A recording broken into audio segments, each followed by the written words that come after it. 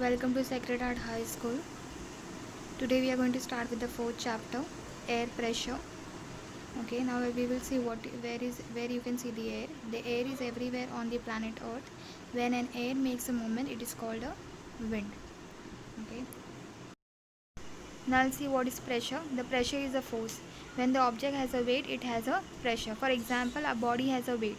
If we want to measure the weight, okay, we are going to use a weight scale. If we stand on the weight scale, it shows the weight of our body. So whatever the object has a weight, it has a pressure. So air has a weight, air has a pressure. Now we'll understand the air pressure with the example. For example, take a bottle filled with the water. Now take a piece of cardboard and place on the top of the bottle.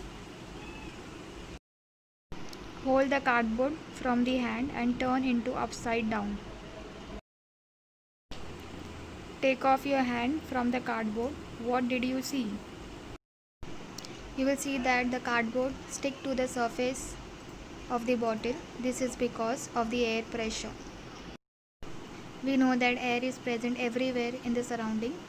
Thus, the air exerts pressure from all the direction on the bottle. Surrounding air pressure will be more than the pressure inside the bottle. Because of the air pressure outside the bottle, this allows the cardboard to stick to the surface of the bottle. Because of this example, we can understand that air exerts pressure. You know that air pressure acts in all the directions. Air is on the surface of the earth, so we call them as an atmosphere. The air, which is closer to the earth, contains higher proportion of dust, water vapor, heavy gases, etc. This atmosphere divided into the different layers as shown in the image.